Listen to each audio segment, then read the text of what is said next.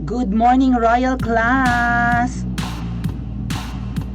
What's up mga Mawinians?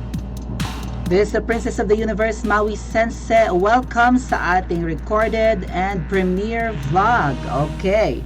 Hindi kasi tayo nakapag-live kaya nag-record ako ng video para sa inyo kasi ang daming mga ganap at kailangan natin magbigay ng reaction at iparating din sa inyo ang mga updates ng mga nangyayari, di ba? So, meron ako nakitang post patungkol sa update sa issue ng Okada versus Tambaluslos. Kilala nyo na kung sino si Tambaluslos. He who shall not be named, just like Queen Butod. Mga hindi dapat mapangalanan, parang manganganib ang ating buhay at kung ano pa man, di ba? Di umano, si Tambaluslos, nakaaway ni VP Sara, lihim na kaaway, lihim ba or bunyag na rin, ay tumanggap ng isang heavy luggage. Was it last year and before elections? Ganon. So parang dalawang beses na tumanggap ng heavy luggage. Hindi po ito imbento lang ng 'di ba ng ating Reyna Boljaquera, pero siya ang naunang nagbalita nito. Kaya naman eventually para maiisip mo talaga na bakit lahat ng mga pasabog ni Miss Marlica kalaunan napapatunayan nating totoo. Meron panibagong pasabog patungkol sa kanya, 'di ba? Yung kanyang Malaya Rice, na parang kapag kinuha mo yung initials na MR, parang initial din ni Tamba, di ba? Malaya Rice and early campaigning match, booking.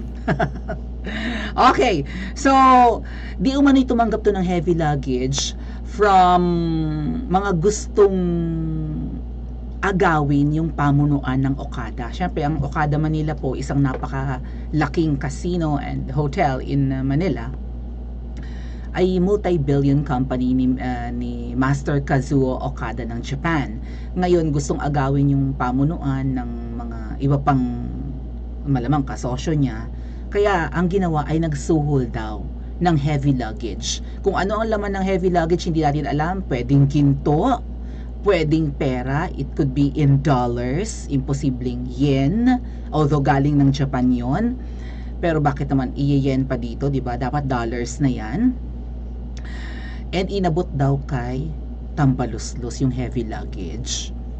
And then, parang tinatakot, or because of that heavy luggage, napapasunod ni Tambaluslos, and actually, napasunod ni Tambaluslos ang Korte Suprema, or ang korte, kung sino man ang korte nag-handle ng dispute ng Okada, para baguhin ulit ang kanilang desisyon. Kasi yung gulo sa Okada, eventually ibinalik yan sa talagang may-ari Pero nabago ulit dahil dun sa heavy luggage. At yung heavy luggage ay hindi galing sa mga pasabog ni Reyna Boljaquera ng LA, kundi galing sa isang kasong isinampa sa Delaware Court ni Jason Ader na gusto ngang makipag tie up sa Okada at hindi daw matuloy-tuloy yung merger na yan para maipasok siguro sa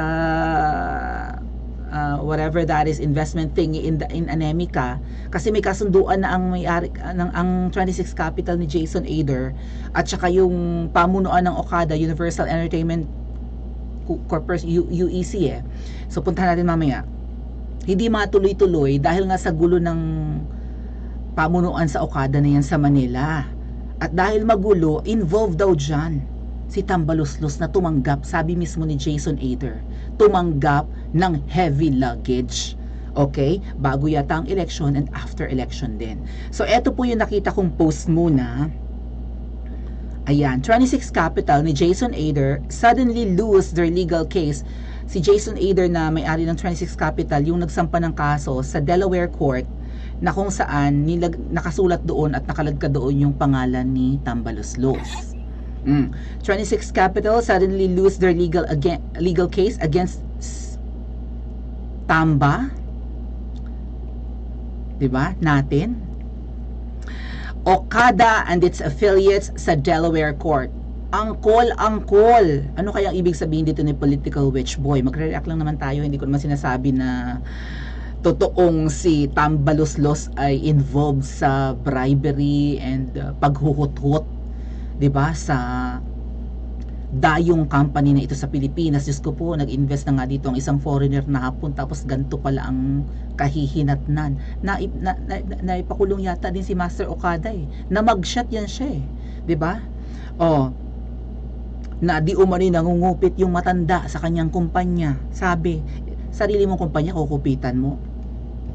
'Di ba? So, uncle, ano ba ibig sabihin ni Political Witch Boy ng uncle? I think it pertains to Uncle Sam, or Uncle Sam is Anemica, US. So, kung medyo nahihirapan sa isinampang kaso si Jason Ader ng 26 Capital, di ba, napaka-highly technical po. Kailangan ko ito ulit reviewin. Ang sinasabi ko lang sa inyo dito, yun naaalala ko. Dahil na-vlog ko na rin to dati. At saka puntahan natin mamaya yung original na issue ng heavy luggage para ma-refresh din ng iba sa inyo. So, kung si Jason Ader ng 26 Capital ay nahihirapan sa kanyang legal battle against kay speaker natin, Tamba, sa Okada, na mukhang pinamumunuan na ng mga damunyo ngayon, at hindi na yata si Master Okada na original na may-ari, at yung kanilang mga affiliates sa Delaware Court, malamang malakas si Tamba Luslos kay Uncle Sam. Malakas din ang Okada, or ang pamunuan ngayon, ang bagong pamunuan ng Okada, kay Uncle Sam. At paano lalakas kay Uncle Sam ang mga ito? Ang isang opisyalis ng Pilipinas na isang bansa lang naman na developing pa lang. Sabi nga, we belong to the third world. Paano magkakaroon ng influence kay Uncle Sam na isang first world or developed country, ang isang third world na country katulad natin? Malamang baka nabawasan yung heavy luggage at ibinigay kay Uncle Sam. Tingnan natin. Pero may nag-comment po dito wala daw kinalaman si Tamba Luslos, sabi dito ng isa. Ano naman ang sabi ng iba pang netizen? What? Tingnan natin Hay, hindi mo buksan, bakit? May nagsabi kasi dito. Anyway, may isang nag-comment dito. Bakit kaya hindi ko ma-open? Something's wrong. Hindi ko mabuksan yung ibang comments. Refresh nga natin. May isang comment dito na interesting Ay, si Bukangkang Nakikita niyo si Bukangkang? Si Bukangkang ay inuupuan ng babae ring bumubukangkang. Ay, Diyos ko talaga naman. Ito. Hold on. Nasaan na? Ay, baka binura niya? Binura niya? Binura ni Political Witch Boy yung post kanina? Really? Nawala, no? Binura niya?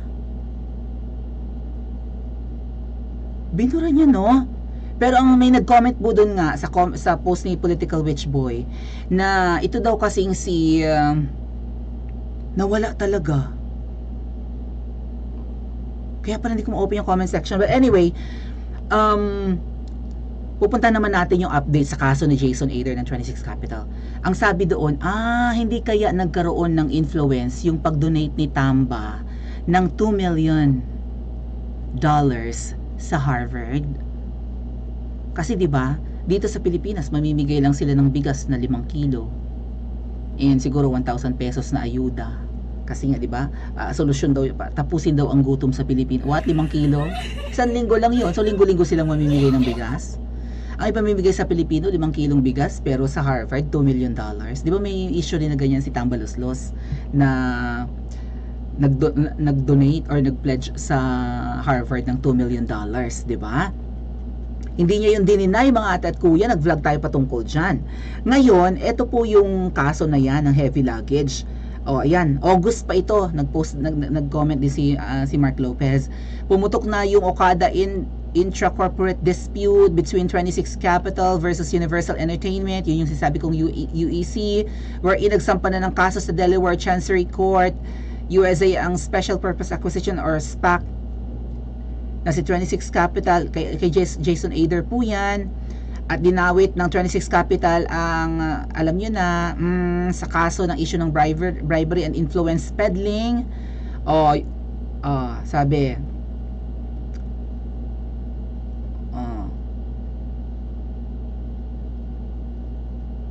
Ayan, teka lang. Nasaan dito yung heavy luggage? But anyway, nga po yung post, di ba? Universal Entertainment, sila yung may-ari ng Okada. Parent company ng Okada responded to allegations levied against the 26 Capital, blah, blah, blah, blah, blah. Yan, Okada Manila.